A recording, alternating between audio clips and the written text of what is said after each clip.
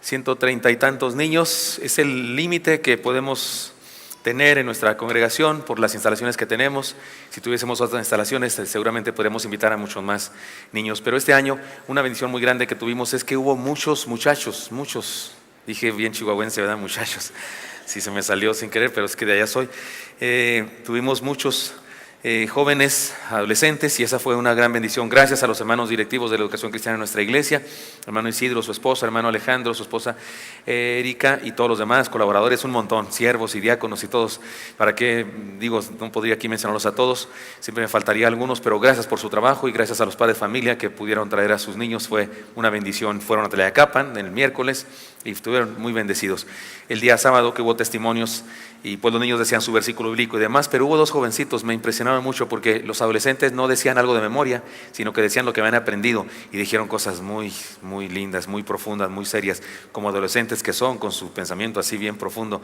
Evidentemente aprendieron cosas. Un joven dijo, esto me impresionó, dijo, hubo una enseñanza que me impresionó mucho y nos compartió, fue muy lindo. Y bueno, queríamos que tuvieran un testimonio de esa bendición. Trajimos una Biblia. La tomamos con la mano derecha y si es posible la ponemos en alto y decimos: la palabra de Dios contenida en este libro es la verdad que acepto creer, es la enseñanza que me comprometo a seguir y es la esperanza que me atrevo a confesar. Nada me impide recibirla, nadie me evitará que la haga parte de mi vida y por ningún motivo dejaré de proclamarla. Estoy aquí para leerla, oírla y vivirla diariamente. Amén.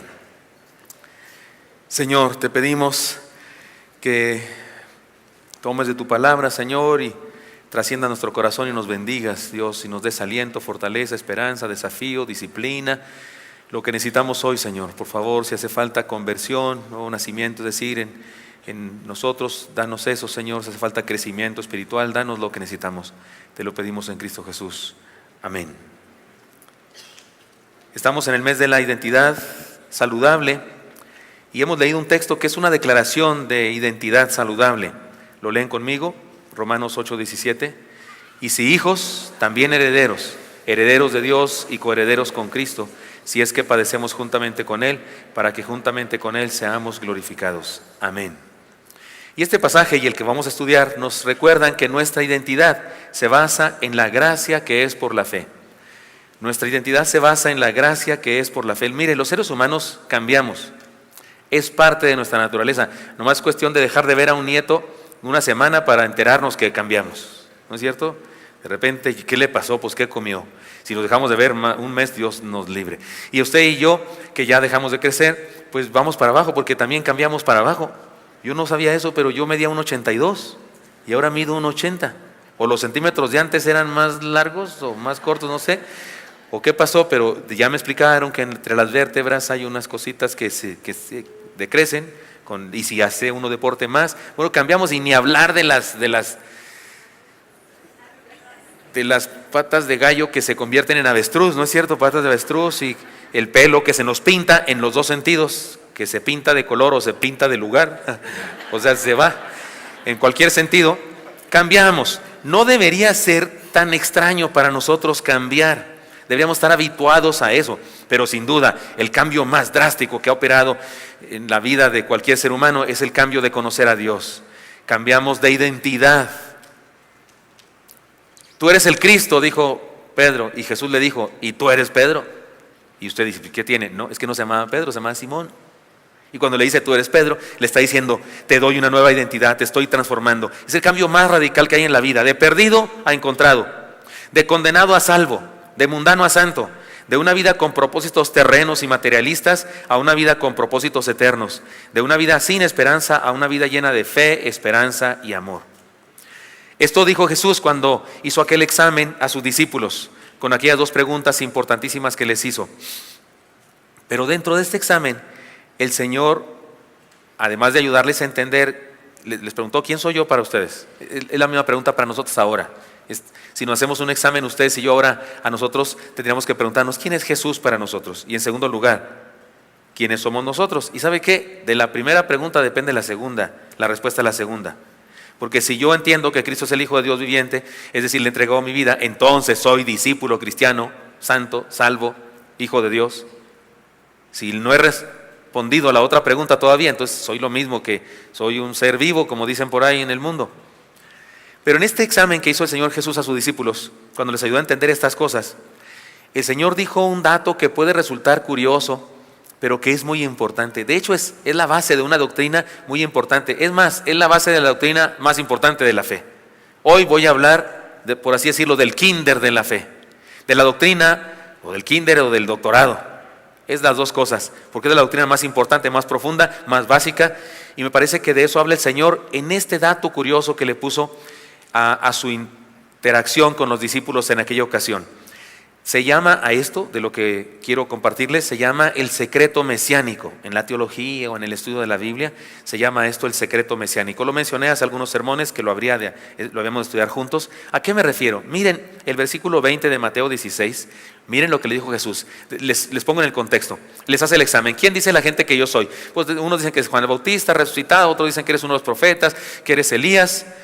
Y luego Jesús les dice, ¿y ustedes quién dicen que yo soy? Y Pedro responde correctamente, tú eres el Cristo, el Hijo del Dios viviente. Y Jesús le dice, entonces tú eres Pedro, tú eres una roca de mi edificio. Y sigue diciendo más cosas Jesús. Y luego dice versículo 20, léanlo conmigo por favor. Entonces mandó a sus discípulos que a nadie dijesen que él era Jesús el Cristo.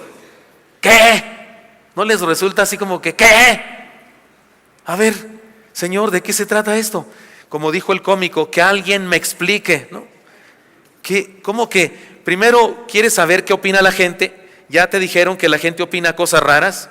Ahora quieres saber qué opinan ellos y dijeron lo correcto. Y le dices, no le digan a nadie.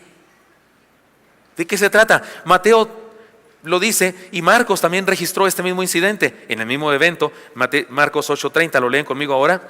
Pero él les mandó que no dijesen esto de él a ninguno. Es el mismo evento. Es la misma cosa, más breve lo dice Marcos, pero también dice que les dijo que no le dijeran a nadie. Lucas se fue grande. Lucas nos explica más detalles. Seguramente se los contó a Lucas algunos de los apóstoles porque él no era uno de los apóstoles. Él investigó y por eso como investigador, como reportero, pues pone el chisme completo, ¿verdad? Y puso así. Pero él les mandó que nadie dijese en esto, encargándoles rigurosamente y diciendo, es necesario que el Hijo del Hombre padezca muchas cosas y sea desechado por los ancianos, por los principales sacerdotes y por los escribas y que sea muerto y resucite al tercer día. No le digan a nadie. ¿No es extraño? No es como para decir, Señor, pellizquenme, ¿si es cierto eso?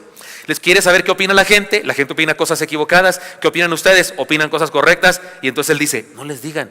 O sea, ¿cuál es la idea? Que sigan en su error, que sigan. ¿Es eso? No. ¿Qué es? Algo super H y recontra ultra requete que mega. Muy importante. Les hablaré de eso. Pero antes déjeme todavía hacer más grande el asunto. Está en los evangelios, en los 3 evangelios sinópticos, este asunto del secreto mesiánico. Pero en Marcos está por todas partes. Marcos no solamente lo dijo en esta ocasión, nos dice que Jesús dijo que no le dijeran a nadie muchas veces en muchos eventos. El evangelio de Marcos no es el evangelio, Marcos, perdón, no es un apóstol. Así que la autoridad apostólica en el evangelio de Marcos es la autoridad de Pedro. Se sabe que Pedro y Marcos tienen una relación de padre e hijo espiritual y es muy seguro que Marcos lo que escribió fue lo que Pedro contaba a sus nuevos creyentes, a las personas que discipulaba. Entonces Pedro se quedó con esa idea de Jesús, del secreto mesiánico, y se lo contó a Marcos y Marcos lo escribió y en todo el evangelio de Marcos aparece en muchas ocasiones. Por ejemplo, dice Marcos que no dejaba que los demonios declararan su identidad, la identidad de él, de Jesús. El texto dice, diciendo, ¿qué tienes con nosotros, Jesús Nazareno? Son los demonios hablando. ¿Has venido para destruirnos? Sé quién eres, el Santo de Dios. Pero Jesús le reprendió diciendo, cállate, sal de él. También dice Marcos 1:34, y sanó a muchos que estaban enfermos de diversas enfermedades y echó fuera muchos demonios y no dejaba hablar a los demonios porque le conocían. O sea, los demonios testificaban de quién era Jesús. Los demonios hubieran pasado el examen que Jesús hizo a sus discípulos, porque ellos sabían quién era Jesús. Y Jesús les dice, cállense, no digan nada. Y el texto dice que incluso no dejaba que dijeran eso porque lo descubrían. Es más, pedía a quienes había sanado, porque usted dice, bueno, pastor, los demonios, pues ¿qué es eso de que los demonios anden predicando? Está bueno, se la compro. Pero tampoco permitía que la gente dijera que los había sanado. Mire cómo dice Marcos 1:43-44. Entonces le encargó rigurosamente y le despidió luego y le dijo, mira, no digas a nadie nada, sino ve, muéstrate al sacerdote y ofrece por tu purificación lo que Moisés mandó para testimonio de ellos. Un leproso sanado, y Jesús le dice, no le digas a nadie, solo ve al sacerdote, porque así dice la ley. Como fuiste declarado leproso mediante un ritual sacerdotal, tienes que ser declarado limpio mediante un ritual también. Entonces ve y hazlo, pero no le digas a nadie. Insisto en que no permitía que los demonios le descubrieran, y los espíritus inmundos al verle se postraban delante de él y daban voces diciendo, tú eres el Hijo de Dios. Mas él reprendía mucho para que no le descubriesen. No era solamente que eran demonios los que estaban diciendo, sino que no quería que lo descubrieran. Que alguien me explique, ¿ya los confundí bastante?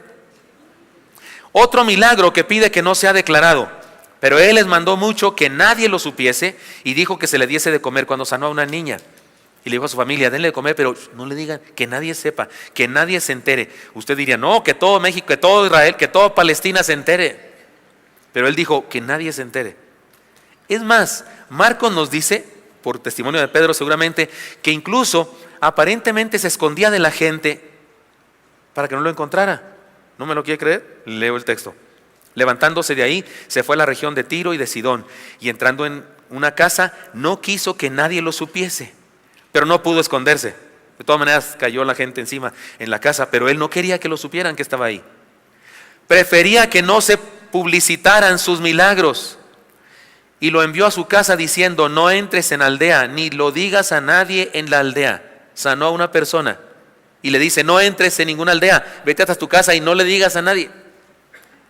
Es más, para colmo, dirá usted, pidió a sus discípulos que no dijeran nada de la experiencia de la transfiguración. Se llevó a un monte solamente a Juan, Andrés y Juan, Jacobo y Pedro. Se los llevó a un monte, él se transfiguró, tuvo una experiencia, habló con Moisés y Elías. ¿Recuerdan aquel incidente? ¿Lo hemos leído? Y le dice a sus 3 discípulos, y descendiendo ellos del monte, les mandó que a nadie dijesen lo que habían visto, sino cuando el Hijo del Hombre hubiese resucitado de los muertos. ¡Fiu! Una luz de salvación.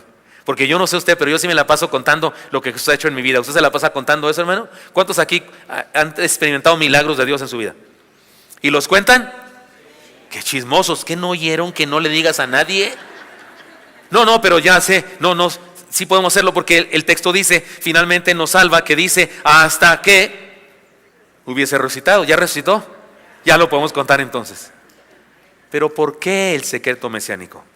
¿Por qué en aquel momento, en aquel tiempo transitorio de Jesús encarnado, Dios encarnado, por qué le dice a sus discípulos, no le digan a nadie? ¿Cuál es el por qué, el propósito, el para qué del secreto mesiánico? Podemos hablar de algunas ideas. Algunas personas han hecho conjeturas al respecto y unos dicen que en realidad era una manera de provocar su fama. Pues mientras más les decía que no lo contaran, más lo hacía la gente. Sí pasa eso, ¿no? A veces, ¿se acuerdan cuando llegó a México, salió la película El crimen del padre Amaro? ¿Se llamaba El crimen? ¿Sí? ¿Se acuerdan cuando salió esa película? Y se acuerdan que hubo publicidad y para que no la viera nadie. ¿Y saben qué hacían los que decían que no la viéramos? Pues más ganas daban de verla. Rompió todos los récords. Porque se prohibió que la vieran, pues más gente la veía. Entonces algunos piensan que Jesús estaba llevando a cabo eso como una estrategia publicitaria. Yo soy de los que no cree que haya sido así.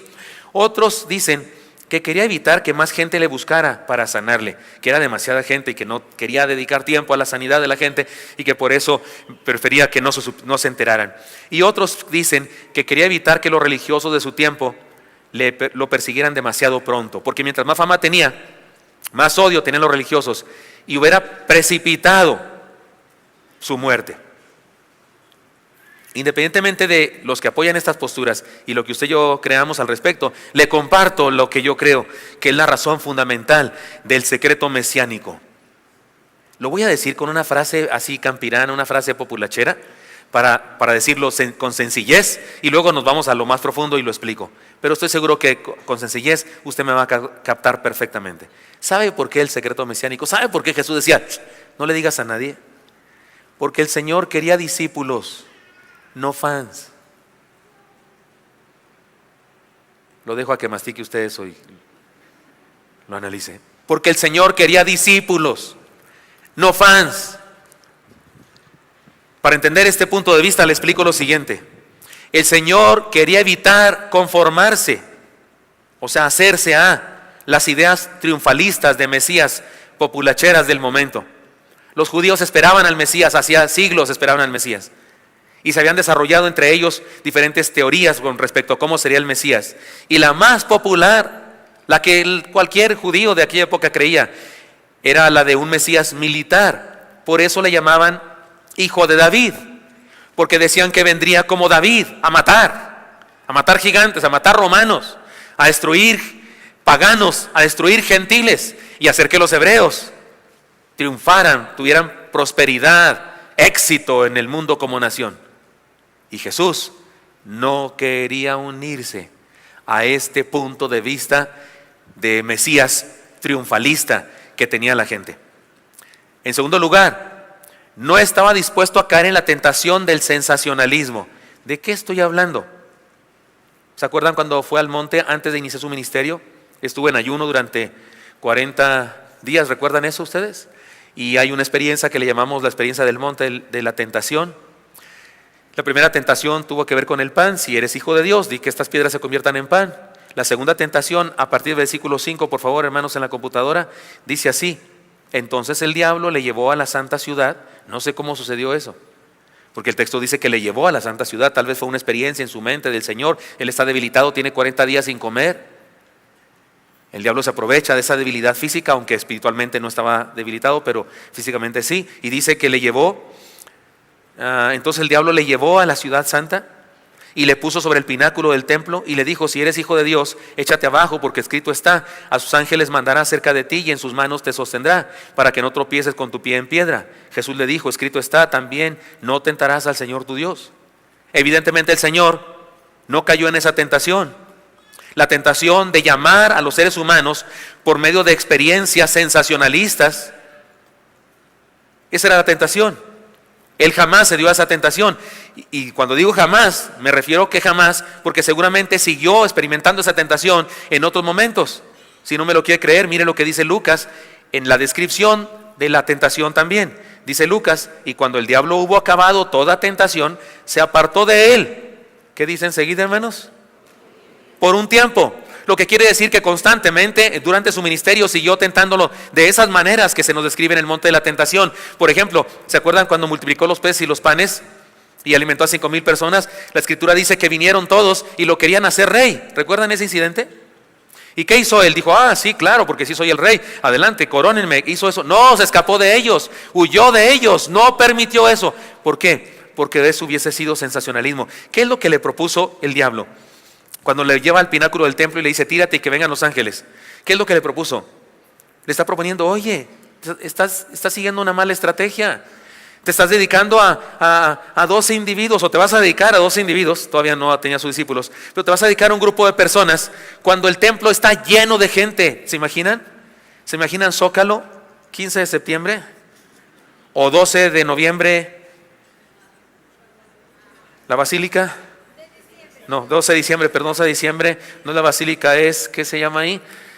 Sí, bueno, ya me entendieron, es que no quiero ofender religiones, pero ya me entendieron, ¿verdad? Un lugar de mucha conmoción, religiosa, peregrinaciones por todas partes, y de repente el Señor está en el pináculo del templo, se tira, y no se mata, sino que los ángeles lo detienen. ¿Qué pasa? No, hombre, pues todo el mundo cree. Todo el mundo postrado de rodillas, algunos llorando, algunos regándose los vestidos, algunos diciendo que fueron sanados, que le dolía aquí, ya no le duele, y un montón de cosas. Eso es lo que le está diciendo el diablo a Jesús. Haz cosas, quítate el saco y tumba gente. Pon tu Biblia en el suelo y que nadie pueda pasar y que se caigan. Sóplales y que todos juntos hablen en lengua. ¿Captan lo que estoy diciendo? Le está llamando al sensacionalismo. ¿Jesús cayó en la tentación? No. ¿Por qué? Lo dije desde el principio. Porque no quiere fans, quiere discípulos. Este es el meollo y lo grave del secreto mesiánico. No es una locura decirle: no le digas a nadie. No, tenía un plan precioso, maravilloso, una intención muy clara. Creo que podemos decir también al respecto de esto, que lo hizo así para presentar un desafío de fe a la humanidad y para ofrecer la bendición de la gracia. Tiene que ver con cómo sucede, cómo funciona la salvación. Es un desafío de fe que nos permite experimentar la gracia de Dios. Esto viene a ser lo más importante. El Señor quiere que le sigamos con conciencia, en un compromiso de entrega de entrega total y con conocimiento de causa. Para ello tenemos que entender los elementos de la salvación. Pablo los definió muy claramente cuando habló de su ministerio y dijo, lean conmigo por favor, Hechos 20:21, un texto importantísimo en la fe cristiana. ¿Cómo dice Pablo? Testificando a judíos y a gentiles acerca del arrepentimiento para con Dios y de la fe en nuestro Señor Jesucristo. Dos cosas. No se trata de nuestro esfuerzo, se trata de gracia. Pero todo lo que tenemos que hacer es reconocer que no podemos, arrepentimiento para con Dios, y aceptar la oferta de la salvación, fe en Señor Jesucristo. Nuestra única participación es creer. La salvación no es por fe. ¿Me oyeron bien? La salvación no es por fe, es por gracia, por medio de la fe. Es importante hacer esta aclaración, muy importante. Pablo lo entendió y lo dijo en Efesios 2:8-9, otro texto importantísimo en el Evangelio de Jesucristo. ¿Lo leen conmigo?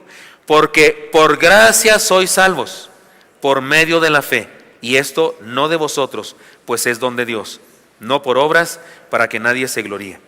Por gracia sois salvos. No somos salvos por la fe, somos salvos por gracia. Decir que somos salvos por la fe es una herejía muy peligrosa. Por eso en el mundo entero existe esa idea de que la fe es importante y de que la fe es lo importante. No importa en qué creas, con qué creas, dice la gente. Ten fe, en lo que quieras, cada quien tiene su propia fe. Ese es el error gravísimo. No importa cuánta fe tengas, toneladas de fe. Si no la tienes puesta en Jesús, no sirve para nada esa fe. Discúlpame, no sirve para nada esa fe. Aunque tengas cantidades exorbitantes de fe. Y si tienes una pizcachita de fe, pero la tienes puesta en Jesús, es suficiente para experimentar la gracia. La salvación es por gracia, la gracia de Dios. La fe solamente hace efectiva la gracia que Dios tiene para nosotros. La fe es como decirle a Dios, sí, adelante, te doy permiso. Pero la salvación es por gracia, la gracia de Dios. Muy bien. El secreto mesiánico, entonces, hermanos, es un asunto muy importante y nos ayuda a entender dos cosas importantes de la salvación. La primera de ellas es esta, aquí están las enseñanzas, serán dos. Nuestra identidad de salvos, porque esa es nuestra nueva identidad, somos salvos. Nuestra identidad de salvos es un regalo. Ya lo dije, pero déjenme enfocarme ahora en eso. Es por gracia. Está claro que no es mérito nuestro. No hicimos los 12 trabajos de Hércules para ser salvos. ¿Sí hizo 12 trabajos Hércules? ¿Sí eran 12? No tuvimos que hacer los 12 trabajos de Hércules para ser salvos. Más bien hicimos todo lo posible por perdernos. Algunos nos esforzamos mucho. Y Él, de todas maneras, nos salvó por su gracia. Los seres humanos no nos podemos salvar. La Biblia dice, el alma que pecare, esta morirá. Y todos somos pecadores. Y solo la gracia de Dios nos puede salvar. ¿Alguna vez han tenido un déjà vu cristiano? Un déjà vu es un fenómeno neurológico. Algunos creen que se trata de reencarnación y que es que en mi vida pasada fui una doctora egipcia, un médico egipcio. Nadie fue un esclavo, ¿ha notado eso? Nadie que dice que ya descubrió que fue antes, nadie dice, no, yo era un esclavo que fregaba pisos ahí en no sé. No, nadie dice eso. Todos eran un médico no sé qué, un rey no sé cuál, en no sé dónde. No sé por qué, pero es una mentira, no existe la reencarnación, aunque digan lo que digan quienes lo dicen. Pero algunos piensan que eso es un déjà vu, están equivocados. Pero los neurólogos reconocen que tiene que ver con fenómenos en cerebro, lo que sea. Pero yo digo que existe un déjà vu cristiano que consiste en lo siguiente. De repente experimentamos una circunstancia de dicha, de felicidad, de plenitud cristiana. Estamos contentos, estamos así como que no nos falta nada. Y nos preguntamos, ¿cómo llegué aquí? ¿Cómo llegué aquí si me he esforzado en echar a perder mi vida? ¿Cómo llegué a esto? Qué suave, ¿quién me trajo aquí? Dios, compadre, comadre, fue Dios. Es que nos trajo aquí. A veces echamos un vistazo a nuestro pasado y nos acordamos de tragedias, situaciones difíciles que hemos pasado, dolores tremendos que hemos tenido que sortear, y nos preguntamos, ¿cómo pasé por ahí? Dios mío, ¿cómo no me pegué un tiro? ¿O cómo no le pegué un tiro a otros? ¿Cómo pasé por ahí? La gracia de Dios. Me encanta, ¿se acuerdan? Es famoso, lugar común, aquel poema hermoso de las huellas, ¿se acuerdan? Señor, he notado que me acompañas. Cuando no estabas conmigo, solo 2 huellas. Cuando ya estás conmigo, los 2 pares de huellas. Pero he notado que cuando me momentos más difíciles tú no estabas conmigo porque no están tus huellas. Y el Señor dice, no, sí son mis huellas, las tuyas son las que no están, porque te traigo en la espalda, te traigo cargando. Dios nos carga. Eso es un déjà vu cristiano, digo yo, aunque no sea teológica ni científicamente así, pero me sirve para explicar este suceso. Cuando de repente nos preguntamos, ¿cómo llegué? La gracia de Dios nos trajo. Dios lo hizo en nosotros. El mérito no es nuestro. Ahora bien, chequemos la lógica de la gracia. ¿Cuál es la idea de la gracia? Es gratis. El asunto es que es gratis. ¿Por qué? ¿No sería bueno que Dios cobrara algo por lo menos simbólico? Como cuando hacemos un consultorio médico, ¿cómo se llama eso en las iglesias? Un dispensario, por lo menos cobramos 10 pesos simbólicos, porque a la gente lo que le regalan no lo valora. Hagamos un bazar y vendamos ropa a la gente necesitada, pero a peso de perdida, que les cueste tantito, para que no piensen, Dios no, Dios gratis. ¿No hubiera sido más suave el mecanismo pues para que tuviera más justicia? ¿No? O sea, el que se esfuerza más, el que cree más, el que es más bueno, el que hace más buenas obras, el que asiste más al culto, el que asiste más temprano. Ya me escucharon los de allá que llegan tan, ¿no es cierto? O los de donde sea. El que llega más temprano, que ese tenga más gracia, ¿no? Que por lo menos cueste algo. No, la esencia de la gracia es que exactamente no se merece. Si alguien cree que Dios le dio algo porque se lo merece, entonces no se lo dio Dios, se lo dio otra cosa.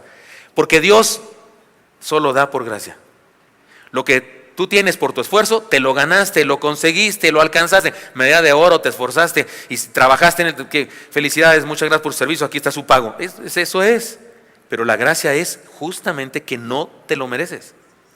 Pero escuche la lógica de la gracia. ¿Por qué Dios quiere que sea por gracia? Porque el honor es de Él, no de nosotros. El mérito no es nuestro, el mérito es de Él. Pretender hacer algo para salvarnos es una ofensa a la soberanía de Dios. Es un insulto a soberanía porque Él lo hizo por gracia. Que nos portamos bien, que venimos al culto, no es causa de que nos salve, es resultado de que ya nos salvó. Pero la salvación fue gratis. Si ahora nos portamos mejor o lo que sea, no es para que nos salve, no, es porque ya nos salvó. Es una respuesta de nuestra gratitud, pero la salvación nos llegó siendo los que éramos, lo peor, algunos de nosotros. Pero, ¿por qué estoy diciendo esto? Déjeme poner este ejemplo.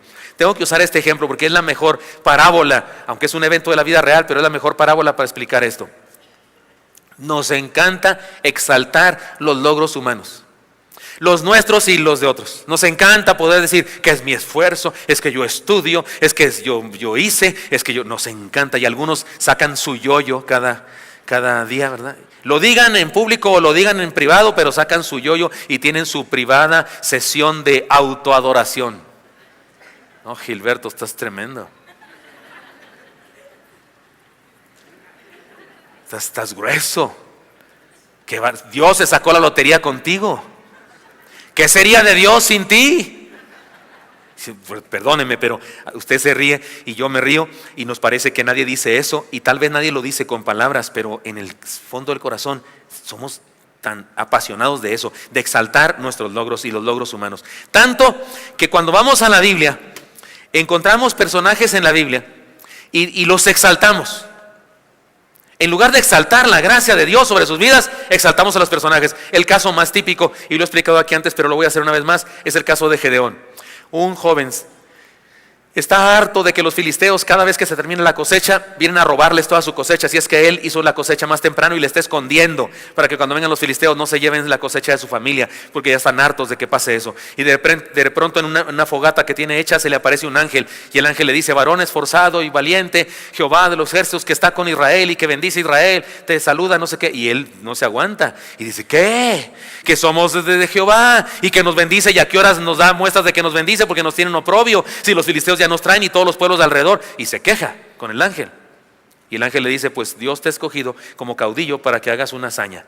y lo llama para ser un juez. Y sabemos aquella historia de que no tenía fe y puso un vellón para que amaneciera mojado y después para que amaneciera seco, ¿de acuerdo? O al revés, ya no sé qué fue lo primero, si seco o mojado, pero ¿recuerdan eso?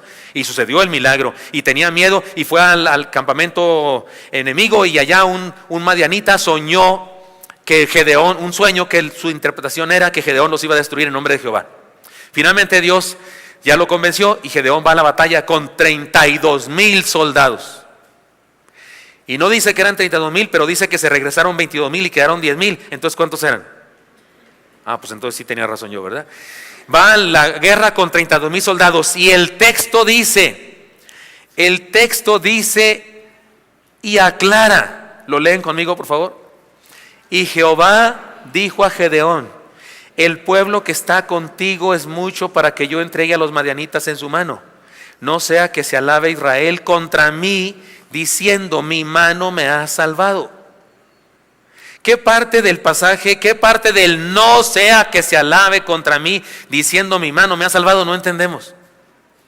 Está clarísimo que cuando creemos que las cosas suceden por nuestra fuerza, es alabarnos en contra de Dios, es ofender a Dios. Oigan, ¿con cuántos soldados es más fácil vencer a un ejército? ¿Con 32,000 o con 300? ¿Con cuántos soldados resulta más fácil vencer a un ejército? ¿Con 32,000 o con 300?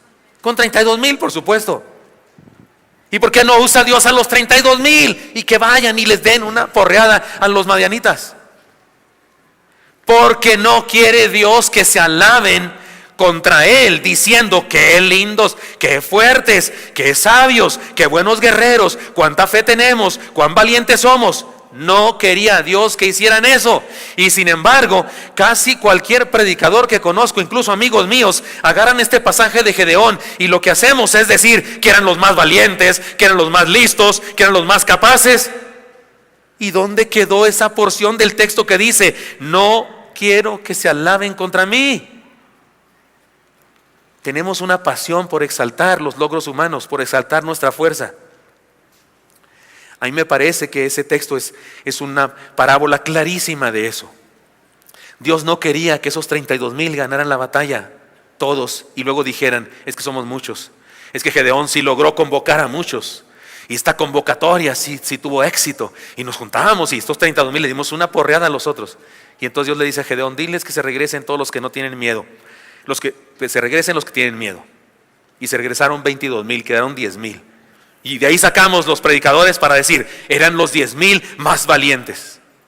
Si hago eso, discúlpeme, pero si hago eso, estoy en contra de lo que dice el texto.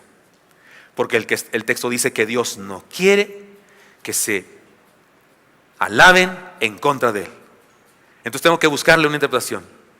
Y para mí es bien sencillo. Para mí, como se dice el dicho, es: ¿para qué tanto brinco estando el suelo tan parejos? Para mí me queda bien claro. Yo me puse en los zapatos de los 32,000 y me imaginé ahí soldado de Gedeón. Y que Gedeón hace anunciar: los que tengan miedo se regresen. Yo me regreso. Sí soy valiente, sí me creo que soy valiente. O sea, si me dicen: los que tengan miedo pero que todavía quieran ir, que vayan, pues voy. ¿Qué remedio? A defender mi nación y mis lentejas. Voy, pero voy con miedo. Pero que no me venga no sé quién con que no tengo miedo, porque yo sí tengo miedo. Y perdonen, tengo miedo. Y si usted me dice que alguien de esos 10,000 no tenía miedo, entonces estaba drogado, era un insensato, un irresponsable, o tan atolondrado que ni escuchó. ¿Qué dijeron? Y siguió el bruto, porque ni oyó que dijeron que los que tenían miedo se regresaran. Pero perdónenme, valor, ser valiente, tener valor, no es no tener miedo, es enfrentar el miedo y superarlo. Así es que yo no creo que hayan quedado los 10,000 más valientes. Creo que quedaron los 10,000 más despistados, más irracionales, más locos. Porque a Dios le encanta hacer grandes hazañas con lo peorcito que encuentre. Y luego lo que sigue, ya lo he explicado, pero una vez más, los llevó a tomar agua. Está bien confuso el texto bíblico ahí de cómo tomaron agua. Usted ni lo entiende, que unos lamieron y que otros así, que la mano. No se entiende. Está confuso en hebreo y en español también. No se sabe cómo tomaron. Pero los que exaltan al hombre dicen que los 300 tomaron agua así tipo Cuauhtémoc Blanco. Como listos, como apercibidos de que están en guerra y que los otros brutos se aventaron así a tomar agua, y que entonces por eso no los llevó a esos 9,700 por brutos, porque tomaron agua como desaforados, y que los 300 listos. Lo curioso, en primer lugar, ni se entiende cómo tomaron agua, no es cierto, el pasaje está confuso, pero además el texto no dice que Dios le haya dicho a Gedeón: llévalos a tomar agua, y a los que tomen así los llevas, y a los que no tomen así que se regresen.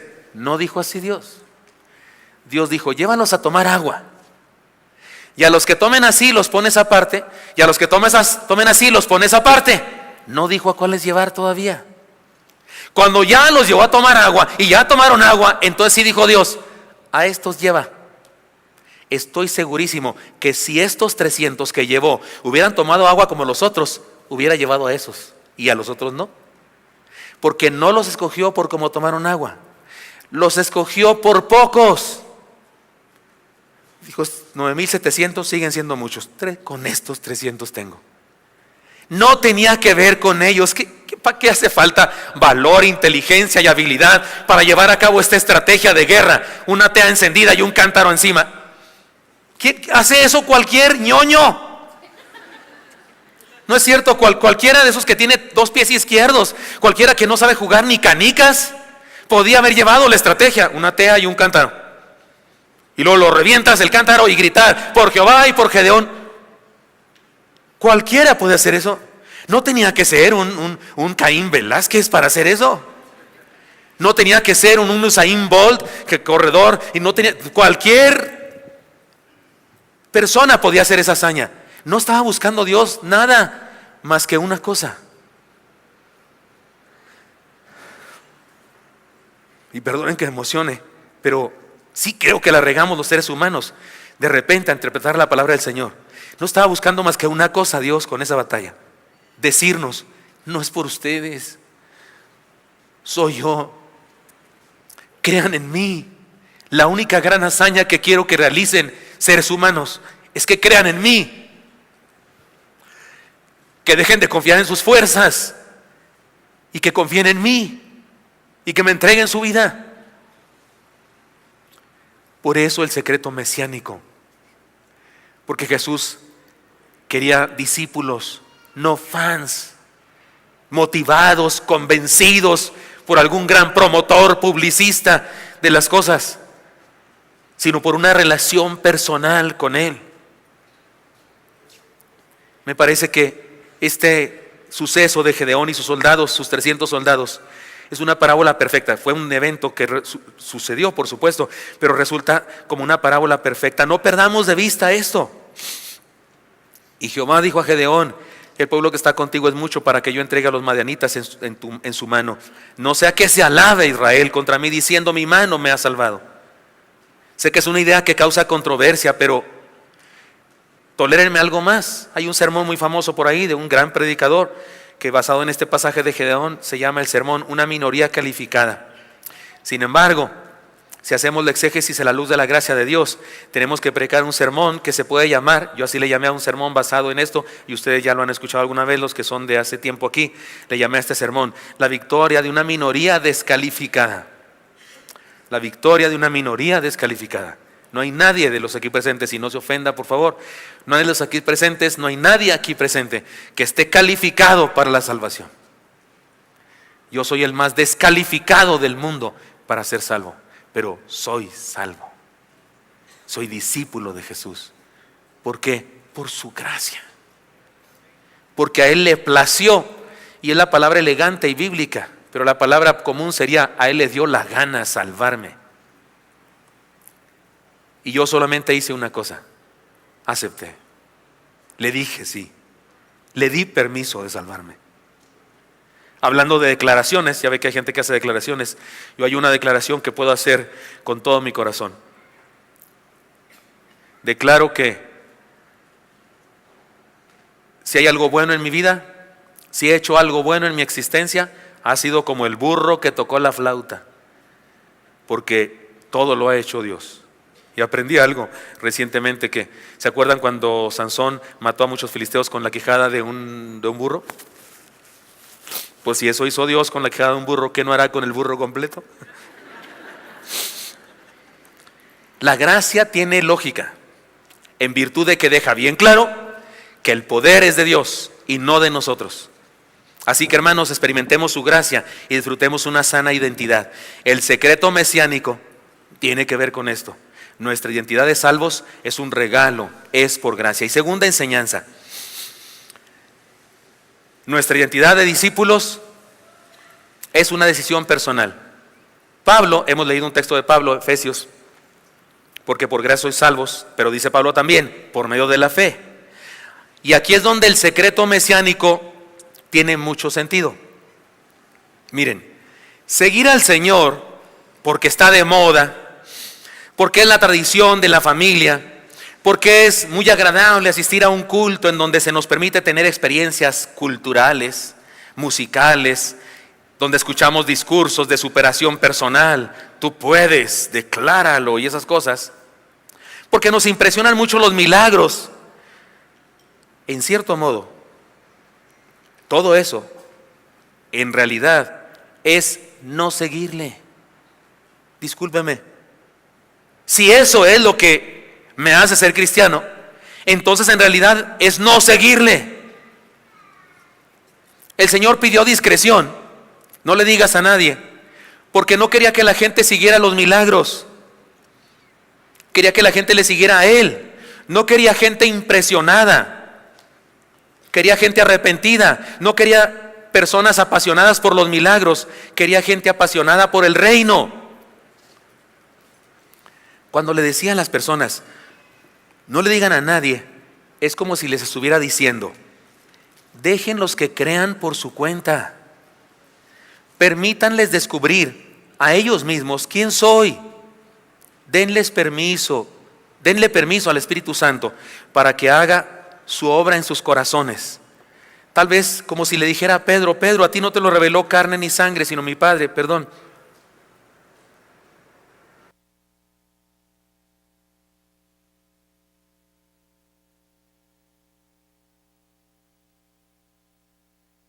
Como si le dijera a Pedro, Pedro, a ti no te le reveló carne ni sangre, te lo reveló mi Padre. Déjale permiso a otros que también experimenten y sean sensibles a la voz del Espíritu Santo y que también a Dios los convenza de quién soy yo. Dales permiso, Pedro. Esto no significa que usted y yo no debemos predicar. No significa que usted y yo no debemos contar lo que ha hecho en nuestra vida. Recordemos que el secreto mesiánico también tuvo una indicación de guardar el secreto. ¿Hasta cuándo dijimos? ¿Cuándo leímos? Hasta que resucitara. ¿Ya resucitó? Entonces ya podemos contarlo, pero ¿sabe cuál es la diferencia si lo contamos ahora? ¿Sabe cuál es la diferencia si lo contamos ahora de si lo contaban en aquella época?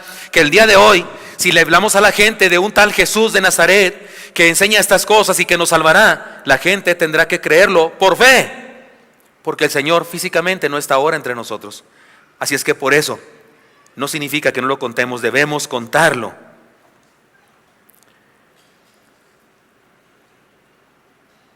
¿Sabe qué? En aquella época hubo personas que le conocieron, le vieron, lo tocaron. Es más, experimentaron sus milagros y ¿sabe qué? No creyeron en Él, no fueron salvos. En una ocasión el Señor Jesucristo sanó a 10 leprosos. ¿Cuántos regresaron a encontrarse con Él, hermanos? Y a darle gracias y a manifestar su fe, su discipulado con Él. ¿Cuántos regresaron? ¿Recuerdan el evento? ¿Cuántos? 1. Incluso el Señor lo dijo y me da tristeza pensar en su dolor que haya experimentado. El Señor dijo, ¿y dónde están los otros 9? Dijo, ¿no eran 10? Dijo el Señor, 1. El diezmo. No es cierto, es el diezmo. Del 100%, el diezmo regresó. Oiga, experimentaron un milagro en su vida. Tenían lepra, se les estaba cayendo a pedazos la piel y de pronto tienen piel limpia. Y se van, no regresan con el Mesías. a decirle gracias, a entregarle su vida. Solo uno. Así que, hermanos míos, no es lo mismo ser fan que ser discípulo. La salvación es por gracia. Ni la merecemos, ni la ganamos, pero debemos ejercer nuestra fe para hacerla efectiva en nosotros. Por medio de la fe, dice Pablo. Debieron creer esas personas y experimentar su gracia salvadora, no solo sus milagros sanadores. Debieron también experimentar su gracia salvadora y debieron experimentarlo a través de la fe. La fe incluye 3 elementos, lo hemos estudiado aquí en nuestra iglesia. Incluye un elemento racional o intelectual, reconocer que algo es verdad. Incluye un elemento emotivo, sentimental, confiar en esa verdad. Incluye un elemento volitivo, de voluntad, vivir por esa verdad. No somos salvos por la fe, recordemos, somos salvos por la gracia, pero creer es lo que hace efectiva la gracia en nosotros. Y no es cosa pequeña creer, porque hay gente que dice, ustedes creen que es bien, así nomás por creer, qué fácil. No, es que es el asunto. De hecho, esa persona que nos está criticando tiene un grave problema, no puede creer. Y no es cosa pequeña creer. Creer es el reconocimiento profundo de nuestra indignidad. Es la convicción de que el poder de Dios puede salvarnos y es la firme decisión de entregar nuestra vida. Y esto es algo que algunas personas definitivamente no pueden hacer. Les es muy difícil, no lo pueden hacer. Pero usted y yo creamos y vivamos una sana identidad. 2 enseñanzas entonces. ¿Por qué el secreto mesiánico?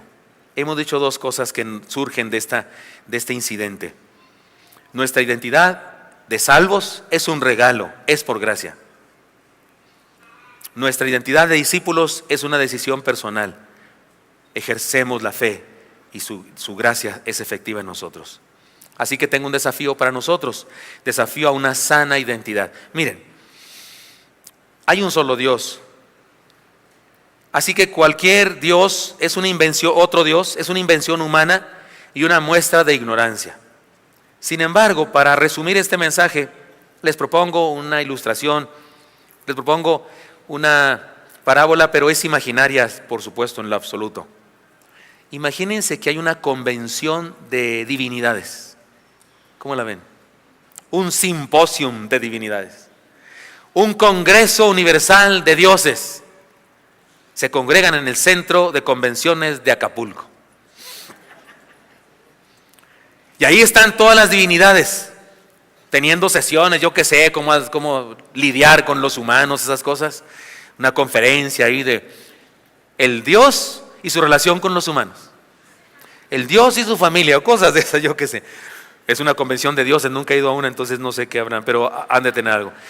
Pero hay un día en la convención en el que cada divinidad debe hablar y debe decir a qué se dedica, su especialidad o sus grandes hazañas.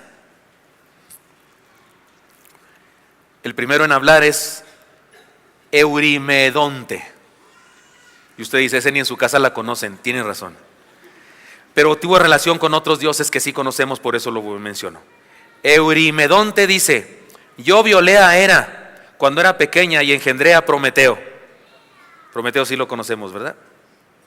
Zeus dice, yo encadené a Prometeo por haberse burlado de mí, robándose el fuego para dárselo a los hombres, y ordené a un águila que le comiera el hígado. Como Prometeo es inmortal y el hígado le vuelve a crecer, el castigo es eterno. Se levanta Afrodita, así como semivestida, y dice, yo amo la sensualidad, promuevo la prostitución, y entre paréntesis, soy infiel a mi marido. Apolos no se quiere quedar atrás, se levanta y dice, tuve más amantes que cualquier otro dios, y mis amantes fueron hombres y mujeres. Krishna dice, yo de niño robaba mantequilla a mi mamá, a los 16 años maté a todos los gladiadores tiranos en una contienda circense, y mi tío el rey los había contratado para que me mataran, así es que maté a mi tío a puñetazos y luego me hice rey en su lugar. Brahma, Vishnu o Shiva diría, estoy tan lejos que no hago mucho por los seres humanos, yo eché a andar el mundo y me fui. Anubis dice, dirijo a la necrópolis, siguió a los espíritus de los difuntos al otro mundo. Ra diría, Todas las noches en forma de gato le corto la cabeza a la serpiente Nut, madre universal. Si no hiciera eso, el sol no saldría, me lo deben. Tlaloc, ya llegamos con los parientes paisanos. Tlaloc diría: yo exigí sacrificios de niños para acabar con la sequía y he causado algunas inundaciones por puro gusto. Huitzilopochtli diría: maté a casi todos mis 400 hermanos porque ellos, motivados por mi hermana, planeaban matarme al nacer. Luché para guiar a los mexicas a la fundación de la gran Tenochtitlán. Coatlicue diría: soy la esposa de Mixcoatl y madre de Huitzilopochtli. Tengo un collar de los corazones arrancados de las víctimas de sacrificio. Además tengo garras en las manos y los pies, o sea, no me corto las uñas. La Santa Muerte diría: solo me interesa ver los muertos a todos. Algunos otros mencionarían sus hazañas como: duré 3 días meditando. Algunos hablarían de las guerras que realizan en contra de los humanos que no creen como ellos. Algunos hablarían de las máquinas de tortura que sus feligreses crearon para castigar a los que según ellos eran herejes. De estos últimos prefiero no decir nombres. Pero de pronto le toca el turno hablar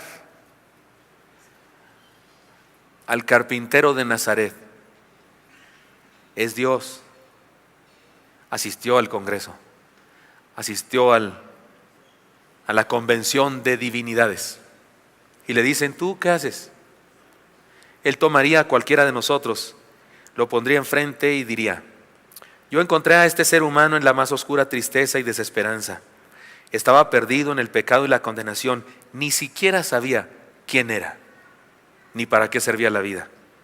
Así que di mi vida por él en la cruz. Él creyó en mí, lo hice salvo, mi discípulo. Transformé su identidad, ahora es mi hijo y pronto lo traeré a la eternidad para que esté junto a mí para siempre. Por supuesto que no hay tal congreso de divinidades, pero lo que hizo Jesús es absolutamente distinto a lo que en cualquier religión o pensamiento filosófico puede hacer nadie por el ser humano. Lo que Él hizo es único. La fe en Jesús es única, extraordinaria. Y usted y yo deberíamos vivirla. Solo el verdadero Dios tiene gracia para los seres humanos que creemos en Él. Así que le propongo: vivamos la gracia a plenitud y vivamos una sana identidad. El secreto mesiánico nos enseña que la sana identidad es un asunto de la gracia de Dios y nos enseña que es una decisión personal, porque debemos ejercer la fe para hacer efectiva la gracia de Dios en nuestra vida. Ya dijimos que en la época de Jesús hubo muchas personas que le vieron, le conocieron, le escucharon personalmente, le tocaron, experimentaron sus milagros, no solo los leprosos. Yo veo cuando leo en Juan capítulo 5 el paralítico de Betesda, aquel a que le dice Jesús: ¿quieres ser sanado? Si seguimos leyendo el pasaje, resulta que fue el que delató a Jesús. Andaban buscando a Jesús y dice la Escritura que él fue y dijo: ese es. Y no sé, me da la impresión de que no necesariamente se había convertido en su discípulo. Hay una situación ahí extraña. Muchas personas que experimentaron a Jesús en sus milagros, en su poder sanador, no lo experimentaron en su poder de salvador. No se hicieron sus súbditos del reino y no fueron salvos. Y esto me ayuda a entender que eso es grave. Es una tragedia. Sería una tragedia que cualquiera de los que estamos aquí escuchando el mensaje del Evangelio de Jesucristo, sería una tragedia que alguno de nosotros no experimentara la salvación, porque se quedara solamente con la tradición, con la moda. Esto es lo grave de algunas comunidades que están levantando en el mundo, como lo que decía el hermano Elí. Por eso pedí que contara de dónde viene ese canto. Que me encanta el testimonio de ese pastor. Él percibió eso. Lo vio clarísimo. La gente viene porque preparamos un culto bien suave, con música tremenda, con videos, con cantantes guapos. Y él dijo: algo está pasando aquí que no es el Evangelio. Y entonces convocó a su iglesia y quitamos todo eso de a guitarrazo limpio. Y es el líder de alabanza que compone ese canto hermoso. Me encanta la idea, y no estoy diciendo que necesariamente tengamos que reunirnos allí debajo de unas lonas para que de veras sea alabanza. Si así nos permite Dios, así lo haremos. Si nos permite instalaciones lindas, así lo haremos. Pero no perdamos de vista que no es moda, no es estatus, no es tradición, no es asunto familiar, es asunto de relación personal. Jesús quiere discípulos, no fans. Es que si aquí hay alguno presente que reconoce y dice: yo no he entregado mi vida a Jesucristo, yo no le he dicho: Señor, sé el Señor de mi vida, entra a mi vida, no le he confesado que soy un pecador, que acepto que soy un pecador y que quiero recibirle, no lo he hecho, quiero hacerlo. Pues qué bendición que vino usted a este culto, porque ciertamente sería una tragedia que, habiendo estado usted aquí hoy y escuchado la palabra del Señor, no sea salvo. Sería una tragedia como la de los que conocieron a Jesús y no fueron salvos. Pero usted, hermano, y yo ya le conocemos, le hemos entregado nuestra vida. Vivamos este discipulado cristiano, por favor. Vivamos la fe cristiana tal como el Señor nos la enseñó, y no permitamos jamás que nuestra iglesia evolucione a convertirse en una comunidad religiosa en donde solamente se proyecta estatus, moda. No, anunciemos el reino de Cristo, el evangelio puro de Cristo, para que el Señor tenga muchos discípulos. ¿Qué importa que los fans se vayan a otras comunidades? Padre Santo, gracias por tu amor. Gracias por la identidad que nos has dado al salvarnos, al transformar nuestras vidas, al hacer de nosotros santos, discípulos, creyentes, mayordomos, hijos, rocas de la iglesia. Gracias, Señor, por eso. Permítenos como iglesia seguir compartiendo este mensaje, este evangelio, y vivirlo nosotros también personalmente. Que las modas del momento no nos contaminen, que no caigamos, no cedamos a la tentación del sensacionalismo, siguiendo tu ejemplo, que tampoco cediste a eso. También te pido, Señor, que si hay alguien aquí que necesita ser salvo, le alcances hoy, Señor, para el discipulado. Sigan orando, mis hermanos y amigos, y pregunto: ¿hay alguien aquí que le quiere decir a Jesús: Señor Jesús, te quiero entregar mi vida hoy, quiero ser tu discípulo, creo en ti y te pido que tu gracia me salve, me transforme, me des una nueva identidad, quiero ser tu discípulo, tu seguidor? ¿Hay alguien que le quiere decir a Jesús eso? Hágalo, dígaselo, y si así lo está haciendo, por favor, ahí en su lugar levante su mano y déjeme orar por usted. Si hay alguien que está tomando esta decisión, levante su mano. Dios le bendiga, le felicito. Dios le bendiga, le felicito. ¿Alguien más toma esta decisión? Dios le bendiga. Dios les bendiga, veo muchas manos allá. Dios les bendiga, incluso en la parte de atrás. Dios le bendiga, le felicito. Si alguien más toma esa decisión, hágamelo saber levantando su mano. Dios les bendiga. Les pido un favor a todos los que levantaron su mano: pónganse de pie, por favor, ahí en su sitio. Ahí donde están, solamente pónganse de pie. Quisiera orar por ustedes de manera especial, verlos ahí donde están, y quiero pedir a Dios que les bendiga y les tome en sus manos. Dios les bendiga mucho. Vamos a orar, pero quiero hacer algo. Hermanos siervos o hermanos diáconos, si no nos completamos de siervos, pueden abrir sus ojos, ponerse de pie, y quiero que vaya alguien, un siervo o una sierva, según si es hombre o mujer, a cada una de las personas que está de pie, y le abrace o ponga su mano sobre él en señal de solidaridad para orar por él, por favor. Sí, abra sus ojos, hermano, hermana, siervo, diácono, y si ve a alguien de pie, vaya donde está, abrácelo, ore por él, por favor. Pónganle las manos de Dios, pida al Señor que le bendiga, que le salve, que le ayude a caminar con Jesús. Si alguien más tomó esta decisión de aceptar a Cristo, levántese ahí en su lugar, por favor, queremos orar por usted. Si hay alguien más que toma esta decisión, póngase de pie ahora. Oremos. Señor Santo, aquí estamos delante de ti, Señor, para poner en tus manos estas personas que hoy quieren, Señor, decirte que tú eres el Cristo, el Hijo de Dios viviente, el Salvador, el Mesías, el Todopoderoso, el que sana, el que perdona. Y Señor, Dios eterno, Dios trino, hermoso, Padre, Hijo, Espíritu, bendice a estas personas. Llénales, Señor, de tu presencia y dales esta nueva identidad que nos ofrece, Señor, al ser tus seguidores. Bendícelos, los ponemos en tus manos. Y también ponemos en tus manos nuestras vidas, Señor, de esta iglesia, de cada creyente de esta congregación, porque queremos vivir, Señor, el cristianismo, el discipulado verdadero. Gracias por tu palabra, por las enseñanzas de tu palabra, Señor, que nos hacen ser iglesia y nos hacen ser discípulos. Úsanos, Dios, para llevar este mensaje de salvación a todos los que nos rodean. Te lo pedimos en Cristo Jesús. Amén. Pueden sentarse, por favor, pero denle un abrazo ahí a las personas que tomaron esta decisión.